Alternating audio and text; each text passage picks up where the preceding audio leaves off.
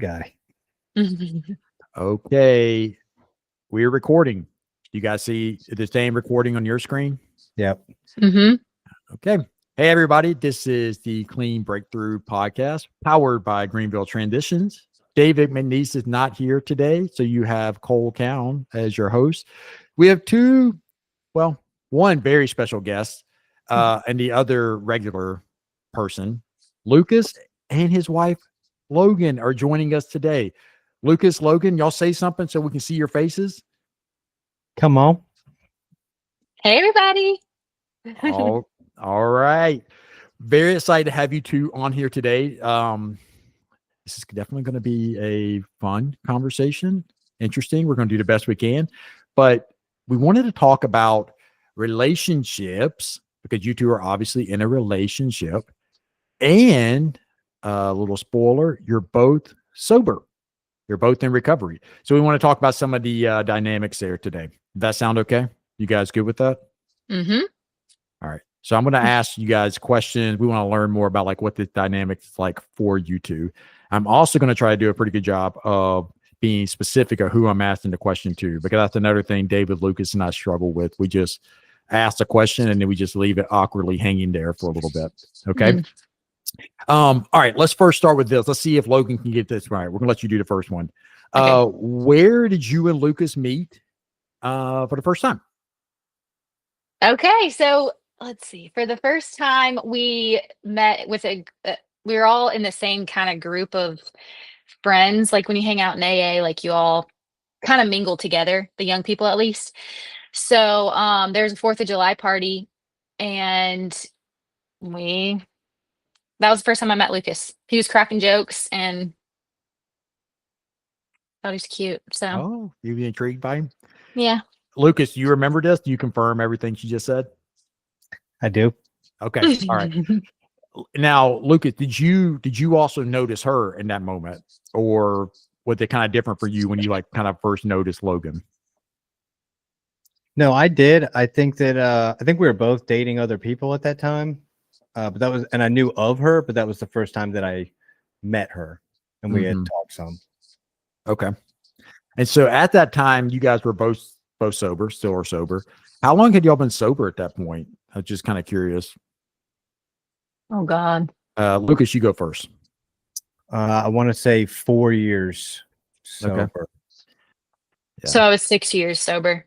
Okay. All right. Mm-hmm. So definitely way over the recommended 1 year. I'm curious on y'all's thoughts on that.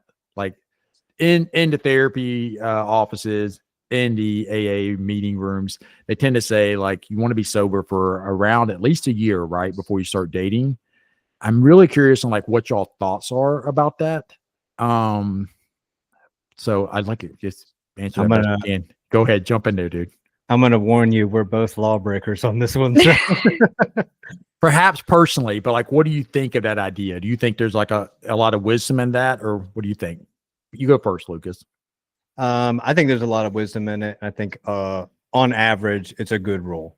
I think there's exceptions that work out, but I think on average, it's a good idea to work on yourself first before getting back into relationships. Mm-hmm. Okay. What do you think, Logan? I would say as a young person, it's kind of hard not to, mingle. So one of the biggest and best suggestions I had when I first came in was I had a sponsor, and she basically told me 2 things. She was like, in order for me to sponsor you and you be in a relationship early in recovery, you need to, 1, be like completely honest with me. Like that is, you need to be honest with somebody about everything. And then the second one suggestion was that we had to have different home groups. And I think that was the biggest one, just to like separate my recovery from his. So long story short, I think it was almost inevitable because I was so like young. I was like incurious, like I knew it was going to happen, but the breakup's hard. I will say that was hard. That was really hard. Really? It's different. Yeah. With big feelings. Big feelings. Yep. So be aware of that. Yeah. Yeah. I think, when we talk about it, it's like there can be that like hyperfixation on something or someone who gives you like dopamine and joy Yeah. early on in a relationship, and then also being able to deal with the emotional upheaval that is like being in a relationship. Yeah. Yeah, I always go- say that to guys too, that it's like I'm not so worried about the good part of the relationship as if it goes wrong, if it becomes Yeah. toxic, if you break up, how do you deal with that? And what I see so many people do is go off on their own island with the person that they're with and like stop going to their home group, stop talking to their sponsor, ditch a lot of their friends, spend all their time kind of get codependent with that person. And then when it goes bad, they don't have that support there. And it's tough to like kind of catch up on 6 months of like, hey, you haven't called me in 6 months or 9 months, or we haven't seen you here. It's like, do I even want to deal with all that awkwardness, or Mhm. am I just going to grit and bear it on my own? And so that's where I see people go bad. But it's not like the relationship itself is so bad or evil or terrible. We're talking about when the hard stuff comes. And historically, how do we deal with that? And normally that's with drugs and alcohol. And so if that was only 6 months ago, that's how I dealt with my problems, I'm going to be more likely to go back to that. And yeah, I think that's where kind of the wisdom around it comes from, in my opinion. Yeah. Yeah. I haven't ever asked you guys this. Did y'all set out trying to date people only in recovery? Or did you ever envision that you would marry somebody else who's sober? You go, Logan. Okay. I mean, there was a phase in my life where I wanted to like date outside of people that were in recovery, but I think always in the back of my mind, I knew that we would have like the same values and like speak the same language. And Mhm. like I really wanted that. So I think I was always looking for someone in recovery. Really? Hmm. Okay. Yeah, I think so. How about you, Lucas? Me, I'm a hot cold guy, so I go back and forth. So it's like I think the first person I dated was not in recovery and was like ran into some like drinking and drug stuff, possibly even some issues that the person had. I was like, whoa, so I can't do that. So then I dated someone in recovery, and then that went really poorly, and there was like a bad relapse that kind of ended the relationship. And so then I go back to, normal people, Mm. and I was just so like back and forth. With the Mhm. pros and cons, both have pros and cons. I think I just experienced a lot of the cons of both sides of it and kept like Yeah. ping-ponging until finding Logan, obviously, and then that's been wonderful in so many ways. Yeah, you guys are married, have a couple of kids. We'll get into that in a minute here. Do you feel like there's been some like superpowers to both y'all being sober and being married in terms of like your understanding of like psychology and like how each other might tick? Like, I guess like the pros and cons of it, but we can start with the pros. You know what I mean? Like and you spoke to this a second ago, Logan, like understanding the vernacular kind of process, like really, really getting it. What have been some of the other pros of being married to somebody or with somebody who's also in recovery? Lucas, you can go first in this since you're such a positive guy. You'll go first. Boom. I think the pros are the cons. It just depends on the day. But Okay. it's like I have somebody who knows the language, knows the issues, can talk to me about resentments, knows me really well, and knows like you said, like how I tick and what my flaws are and all that. But that also is like, I mean, a part of me thinks that's the worst thing in the world, because it's like then they can call you on it and know Mhm. exactly how to and feel comfortable enough to. And sometimes I don't want to be called on my stuff and I don't want to, work on it or whatever. And so I think that like the pro is the con is the pro. It just depends on the day and like how receptive I am to it. Ultimately, zoomed out, it's a significant pro. It's just how often and severe do you want accountability? Like Mhm. all the time, because that's what it is. And she Mhm. knows how to hold me accountable, and she knows the language and the values and all that stuff. So like she can do it on a dime really well. And sometimes I don't want to hear that at home when I'm not talking to my sponsor and I'm not in my home group and I'm not talking to a recovery friend or at work or whatever. It's like, but it's everywhere in my life. So here we are. Mhm. Mhm. Mhm.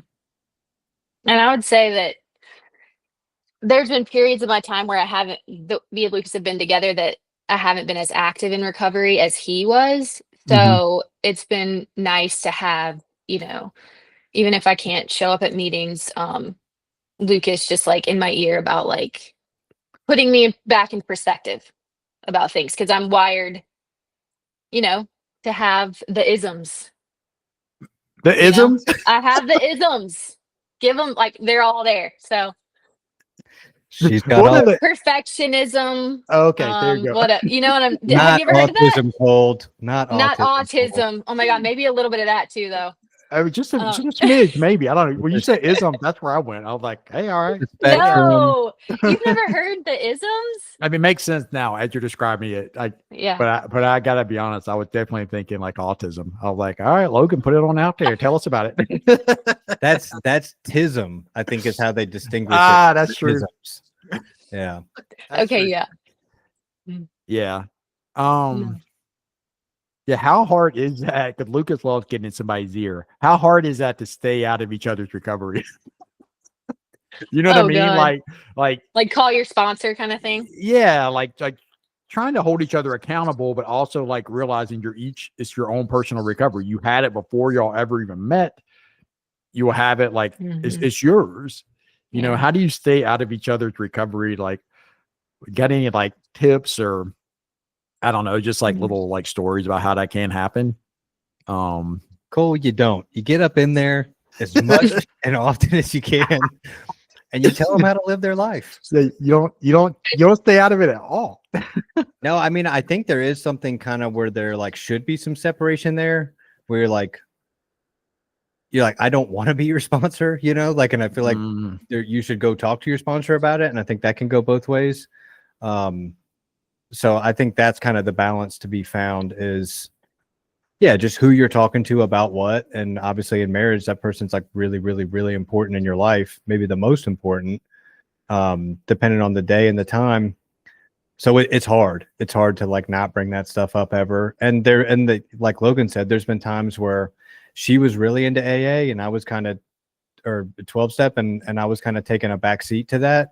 And then I got like really back into it, and she's not been so much. And that's another thing that's tough, that it's like, well, now that I'm into it, you need to be into it. Yeah. And she's like, when I was into it, you weren't, you know? So like just kind of respecting each other's waves as you go through life, that there's going to be ups and downs and ins and outs, and everyone's not going to be identical. Yeah. Logan, what do you think of that? How do you stay out of Lucas's recovery? It's been he's very disciplined. So like he meets with his sponsor weekly. And so like I just know that like that's coming around, you know, like, and I just have to trust that he's gonna bring up the big stuff. And if he doesn't, just slip in a little comment there, you know. You gonna talk about that this week? You know, like, Yeah. What did you talk to him about? What did you talk to your sponsor about? Okay. Interesting. That's I get that from my wife also about like therapy. Whenever I go see my therapist, she comes on like, "How was therapy today?" And I'm like, "Here we go. I gotta give you a report." Yeah, it's really interesting, like that balance of also like it's hard to like sneak stuff by each other, right? Have y'all ever had moments where you've been like, "Oh crap!" Like they're slipping. Like have there ever been moments like that where you've been really worried about each other's sobriety? Like, obviously, I know that's like somewhat of a safe question to ask. I know you two, and like I know y'all haven't had any slip, but have y'all ever wondered that? I feel like that'd be a very normal thing. Like I've wondered that before, right? About like my friends who are sober. It just happens. Has that been something that's ever happened to you guys? And like, how did you navigate that? How about you, Lucas? You go first. I don't think so. Even with like sometimes not going to meetings or not talking to her sponsor as much or anything like that, it could be like warning signs. I feel very like secure in her relationship with recovery. Like that feels secure to me. And that's a big part of our relationship, right? Because like if she goes off the deep end, our marriage is in big trouble. And that goes the same for her too. So like we do kind of have to have that in our mind, I guess, on some level, because that'd be the biggest downfall to our marriage that could pop up. But I will say, with that being said, I've never had those concerns or been worried about it based on how she lives her life and really like living recovery. And I think that's a big part of it too. Outside of what meetings you go to or how often you meet with your sponsor, do you practice the principles of recovery in your everyday life. And I think she Mhm. does. Yeah. How about you, Logan? Yeah. I think because we've both been sober for 10 years plus. So today it's not necessarily like that I worry about him drinking or doing drugs again, but like where else like where's his mood? Or like where is his gratitude? Or I don't, just like how is his mindset and his emotional sobriety Mhm. doing? I Yeah. think. Since y'all are like both very like well versed in it, y'all like can spot the relapse way before it ever would have happened, right? Like the emotionality of it, or like being more distance, like seeing the build up to it, and the way y'all are describing that, you can see it coming. So like making sure you like have systems in place, taking care of yourself, taking care of each other in a way in which like you're catching it way before it ever were actually to happen. Because that's something we talk about, like obviously in the recovery circles here at the office, like hey, you can see a relapse coming if you know what you're looking for very often, So it sounds Yeah. like y'all have a bit of that. It also makes me think too of like y'all, you were talking earlier about like the waves, like when I'm maybe really into like some of my recovery processes, like they're not, and we kind of like go back and forth. It makes me think of something Brene Brown talked about with like, you're never going to have 100%. And you have to like pick it up for each other. Like one of you may be 70% locked in, and the other's like, okay, I got to just meet the other 30, because y'all are like a collective unit now. You know what I mean? Like your recovery is kind of a shared thing, I would say. I know we said earlier it's your individual, and it is, but y'all are a collective now. So if like one of you is like really locked in, the other one doesn't mean they can necessarily slide, but that person can hopefully carry the couple forward in a lot of ways. Does that make sense? That track at all? What I Yeah, just said? you're right, Cole. I definitely carry the couple. Oh my God. Here we go. Here we go. No, Yeah, I think that's true because like my favorite advice on marriage that I ever heard was someone said we just didn't give up on the same day. And I think yes. that's like what I think about a lot. So, we can both afford to have bad days. We just can't necessarily afford to have them on the same day. And then especially with kids and stuff, it's like that just doesn't happen. Like Mhm. someone's got to step up and get it together. And someone always does. Yeah. Yeah. How's y'all's process been with taking big life steps? Getting married or deciding to get engaged, getting married, having kids, making moves, starting businesses. Like y'all have had a lot of stuff that y'all have done, like in living a life together. What is y'all's process like with doing that? Do y'all talk it out a lot? Is it something that maybe not as much verbal communication? Just what's it like for you two? Logan, I'll let you go first on this one. Okay. Yeah, we always talk about big things. Like we always talk about our family unit, like that we share that value a lot.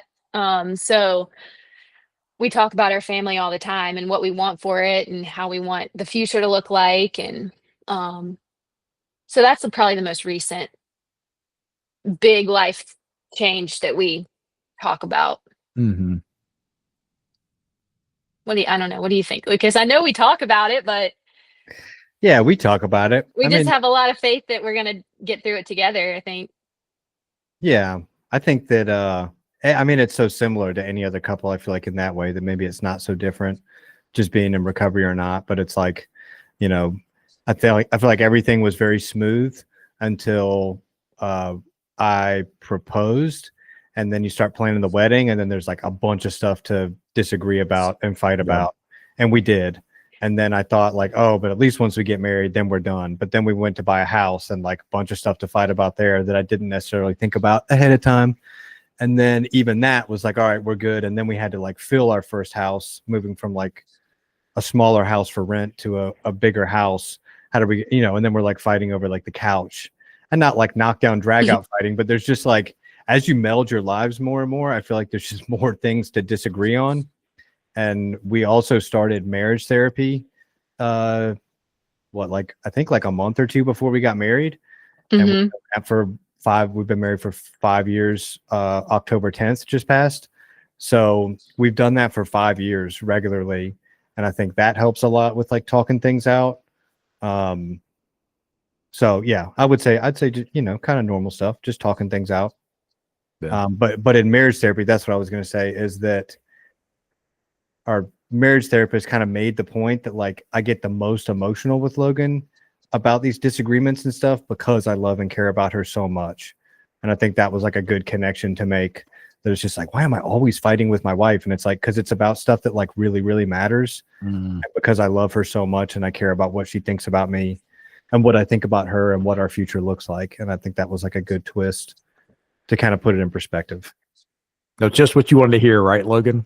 Yeah. He loves me. Ding, ding, ding, ding.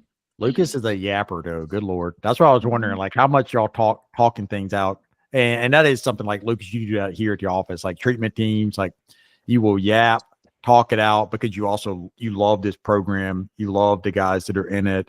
You yourself have like benefited from like people caring for you in your own life. And it's like help rebuild your family. Like this marriage wouldn't be possible if you didn't have all that. So you really pour that into it. So the more words that Lucas is saying to you, that's like his love language, I guess, on some level. Just yapping. Is that right, Lucas? I would say so. Just if he's not talking to you, he's doesn't care. Yeah. Hey, Logan, who wins couples therapy? Who usually wins those Who wins? those battles? Yeah, that you Oh, win or the gosh. Lucas win? Who wins? Oh gosh. I don't know. Just Tell the depends on the truth. day, I guess. Tell the truth. I don't know. What do you think? Be honest. It's a me all the joke. time. It's a joke. Nobody wins. Y'all win as a Yeah. couple because you're being open with each I other. can tell you who cries the most. Look, I know that. Look, I know y'all well enough to hear the stories on that. I know. Yeah. Lucas is kind of a softie, though. Let me ask you that, Logan. Like, have you seen him evolve? Like, as y'all have been together for 5 years and obviously having all those big life steps. Like, what have you seen him grow? Not just from a recovery standpoint, but just like a human standpoint, because they're both one and the same. When we had our son, like he flipped a switch. Like I've never seen him be so emotional, like, or actually show his emotions in that way. So that was a fun new part of Lucas that I didn't know could exist. But just like watching him like see how much he loves our family and our kids is like, I think that opened him up to like more of what really matters. Like I think he just got in touch with his feelings when they were born. So yeah, there are feelings in there deep down. they are. He is a softie. For sure. For sure. How about you, Lucas? What has been like some of the biggest growth you've seen from Logan over y'all's like relationship? I'm not a betting man anymore, but when I mean, I feel like I bet on Logan to be, you know, the wife and mother that I thought that she would be, and I think that bet has won on every turn. So like none of it surprises me. Like she's exactly the person that I bet my whole life on for her to be, and she's never not shown up as that person. So when like marriage was added to it, showed up exactly how I thought she would in all the positive ways. Being a mother, all the exact same thing. So I don't think I've been like as surprised by it because she just is the person that I expected her to always be. Aww. Softy. So soft. That's sweet, Lucas. Thanks. Yeah. That made me tearful. Yeah. What would y'all say has been like the I guess like what comes to mind when I ask the question of like what's been the biggest win that y'all have experienced as a family? Like what's been the biggest like joy and win that y'all have had? One thing? Whatever. If you it can be one thing, or you can like it's kind of an open-ended question. And Lucas, we'll go back to you. I would say, Yeah, just like the starting of a family is like the biggest, feels like the biggest win, because that's something that we both have always wanted. So I mean, that's why we're so compatible, I think, because that's like our number one value is family, for both of us, and wanting to have one. So I would say, just as we succeed in making that and then figuring it out at the same time, feels like the most rewarding. Mm. Yeah, I would agree, but that's like the big thing. But the smaller things is like how much we laugh. Like that's so important to me. He keeps me laughing. Mm-hmm. So Just an absolute absurd human being. just absurd. And nobody listening to this, all five of you, would understand like exactly how Lucas's comedy is, but it is very out of pocket. And like, what did you just say? But Logan, you love it. Like you just I like, eat it up. I think it's hilarious. it's like, see, so funny. Which is funny because she didn't think I was funny when she met me. Well, she just said though, she said when y'all met at the 4th of July thing, you were cracking jokes and she was attracted to you. Well, I saw the red hair. Oh, with the red hair, Yeah, like a big. The red hair just took me. Oh wow! How long was it then, Lucas?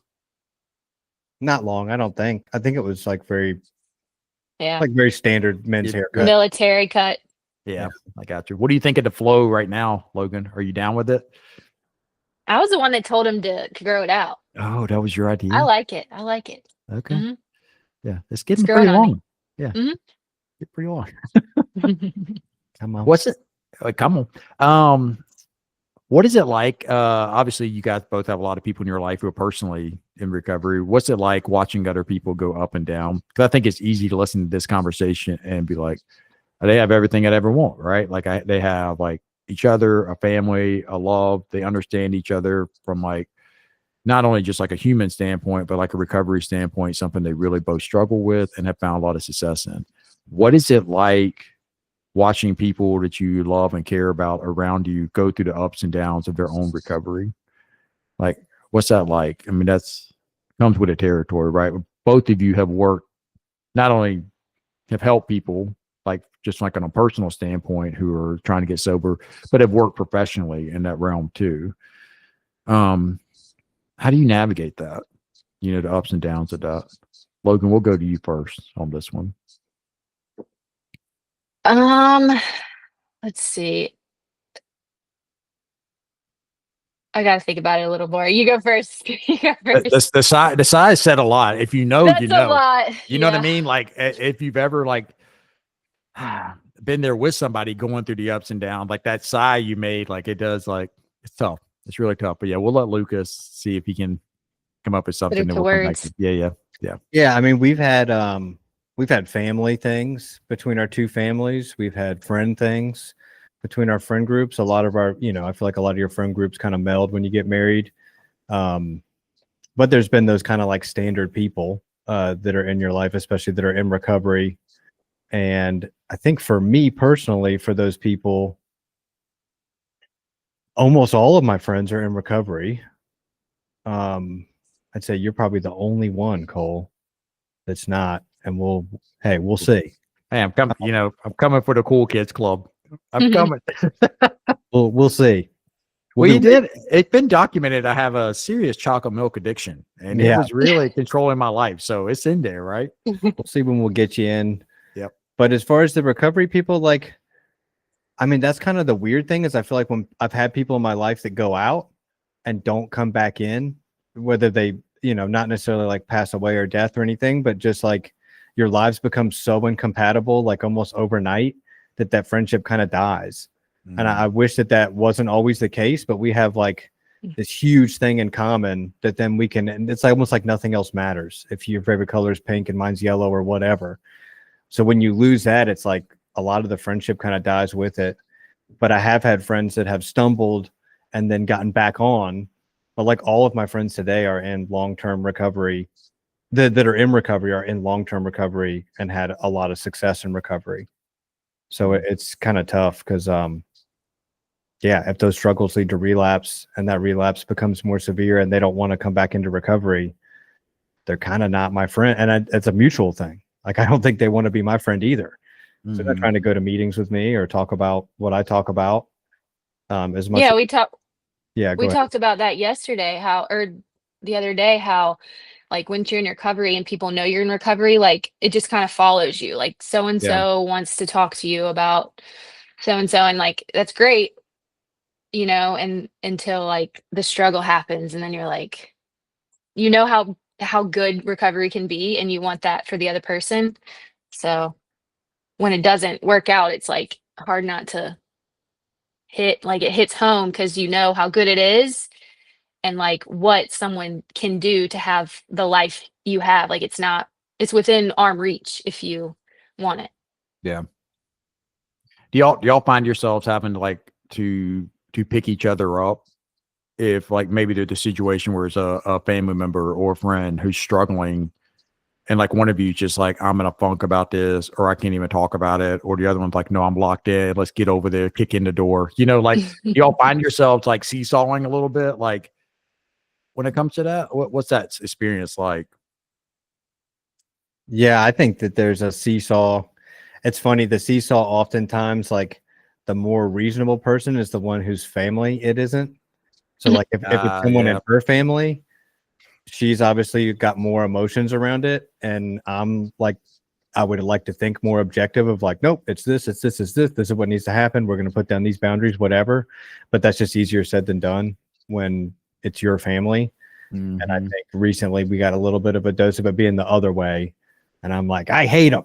They're done. Get them out of my life, And she's like, well, like we have like a family and like we're going to have to do things together. I'm like, nope, they're dead to me. I don't want to ever talk to them again. So it's funny how you like, yeah, when you're in it, the emotions are heightened and you can be a little bit more dramatic or less willing to do kind of like the right thing to do, which I know generally on average, I give that advice to people all the time, what to do. It's just hard to do. Yeah. Yeah. It's super unique because y'all both have a lot of like I said earlier, personal and professional experience with like helping people and having like had helped yourself. Like when I think about like family or friends that I've had who struggle with substances, like I was kind of like the go-to in like the added dynamic between my wife and I, because that's like what I do for work. But for you two, like it's interesting that y'all both like can kind of step to the forefront depending on the situation. But if it's your friend previously or your family member, like it makes sense to have more of that emotional reaction and need a little bit more like groundedness and objectivity from your partner. And it's pretty awesome that y'all can give that to each other. Are y'all always receptive of each other's objectivity? I don't think so. I don't think so. Because it can be messy. Well, it goes back to that like accountability is the biggest pro and con. And sometimes accountability it feels like a con when you're like, no, I feel really justified in this anger or this place of like I'm just writing them off and whatever.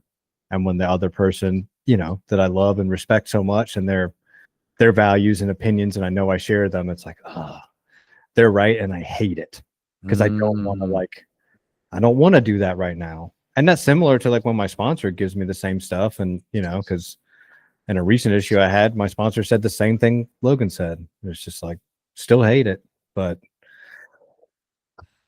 gotta do it. And it takes like humility to be able to hear from like your husband or wife and admit that like you're right, when it's so like emotionally charged. Well, and there's all like the hierarchy of recovery too, I feel like, where like if you have less time than like I've got less time than her, but then I'm talking that talk to her, and there's got to be some part of like I'm 2 years more sober than you, or like if I'm going to meetings and she's not and she's saying stuff to me, it's like I'm the one going to meetings, like it's easy for all that stuff to get worked in on the surface. Definitely like a little bit of like resume checking. You're like, oh, I remember when I was 10 years sober. I remember my first AA meeting. Like for sure, definitely sassy. There can be some of that, largely as jokes, but sometimes you really feel it. Obviously being parents are the huge part of your life. It's not the biggest part. How do you still prioritize your recovery when you have like little people you're taking care of? How do you still like find time for each other? Like, how do you balance that? and perhaps it's messy, right? Maybe it's like there is no balance, but I mean, y'all have a lot of things that you have a life that's very intentional. You know what I mean? And how do you like balance all that to the best of your ability? Logan, you want to take this one first? Yeah, I think like recently Lucas has encouraged me to go back to AA and like find a home group and like just take that hour of the week for myself. And I think that if I was in a relationship with someone that wasn't in recovery, it would be Mm, so much easier to just let that slide under the rug, like just go exercise instead of, go to a meeting, and yep. both are important, but, when you haven't been to a meeting in a long time, it really does. At least for me, it sets my mind right for the week or even just it.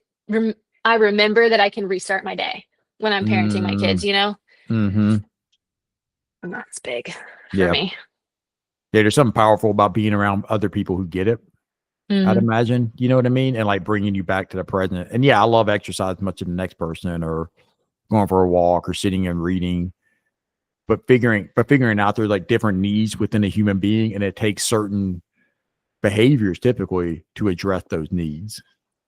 And then for you, Mhm. Lucas, being able to see that and know that that's like obviously a helpful thing for you and then encourage her to do that.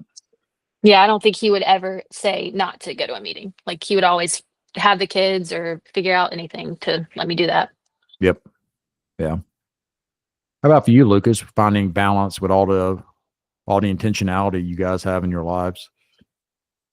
Uh, I feel like there's always been a respect there for like I have the same home group I have for like the past 3 years. This one, I go the same time every week. She knows, that's like the night that I don't do bedtime for my son to go there.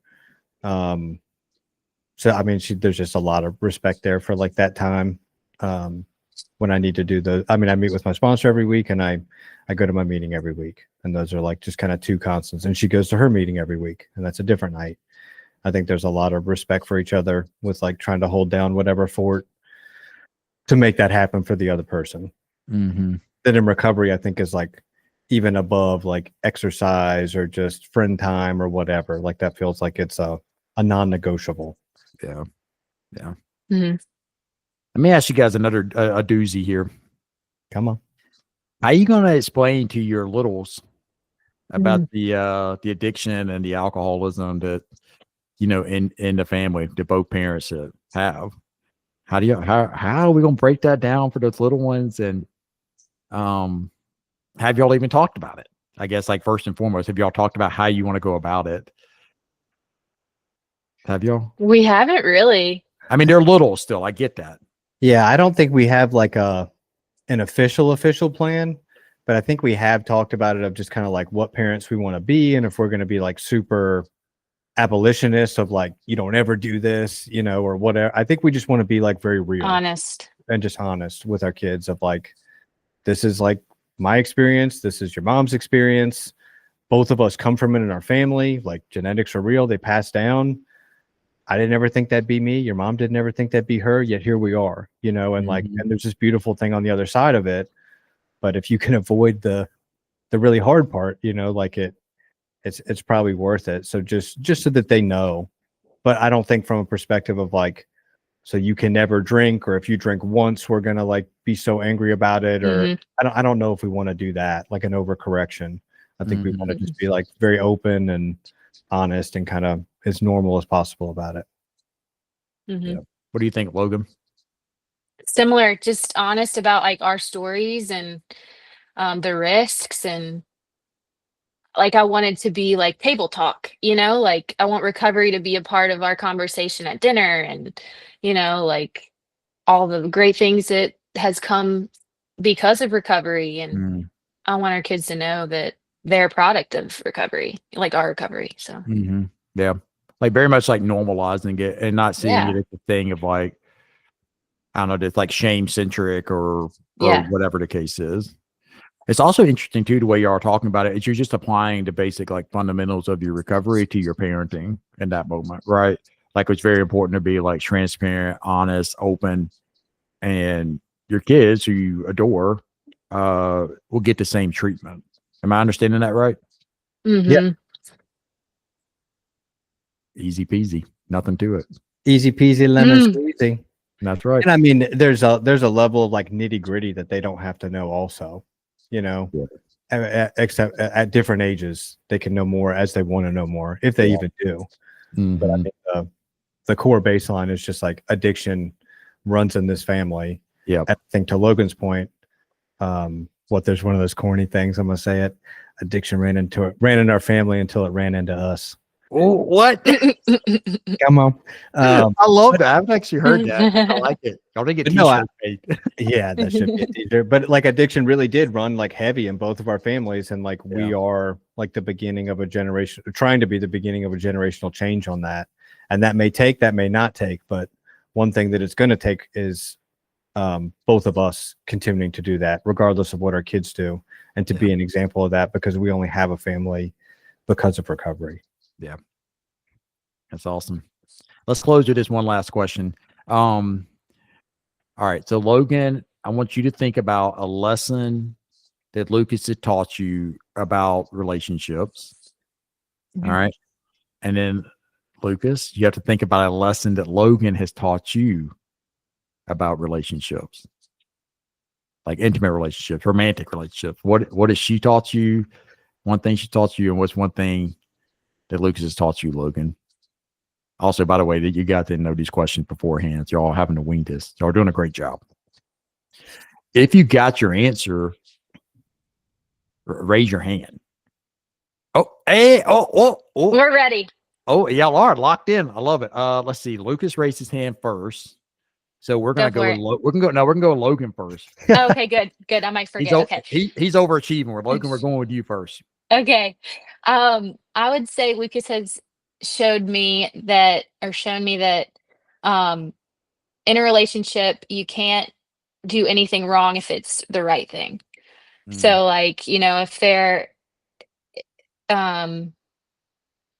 going to be ups and downs, and like you talked about earlier, how like some people are showing up more in different areas, but like with that commitment, there's nothing you can do for the other person to run away, or you're always you always have that common commitment together. Like I call him my rock for so many reasons. Like one, he's like rock, like solid. Not like that. Hey. No. Okay, let's shrink that head a little bit. Okay. But he's also like I just know he's gonna be there, and I know like that he's what am I looking for? One, he's always gonna be there, and two, he's just solid in his recovery. Like he's a rock, just described him. I don't know how to explain. Yeah. If you know Lucas, maybe you would. Yeah, super understand. stable and extremely Mhm. loyal. Yes. Love it. It's me, Thank you. the Oh, boulder. Oh God, here we go. Nah, I'm just a humble rock. Oh, okay. Just a little guy. All Okay. right, buddy. Take it down a notch. It's enough. All right, what has she taught you, Lucas? I think she has. It's funny. It's like the opposite. She has taught me a lot about like spontaneity and like going with the flow and doing new things and trying new things and being open to plans changing. And I'm like very like it's got to be like this, and she can just kind of more go with the flow and adjust. And I think brought like a level of spontaneity to my life and just like funness and freeness and stuff that just doesn't align with like what I would do. I just do what I'm gonna when I want to do it. Like, and she can kind of break through that and get me to do some stuff outside the box. And that's from early on dating to today. Love it, Logan. We all Love it. appreciate it. We appreciate you teaching that. Continue to teach that. I'll keep doing it. Yeah. Thank you all so much for taking the time to hang out and chat for a little bit. I know you all have like a million things going on, so I really appreciate it. Thank you. All right. All right. I'm going to stop recording and we'll go from there. All right. Bing.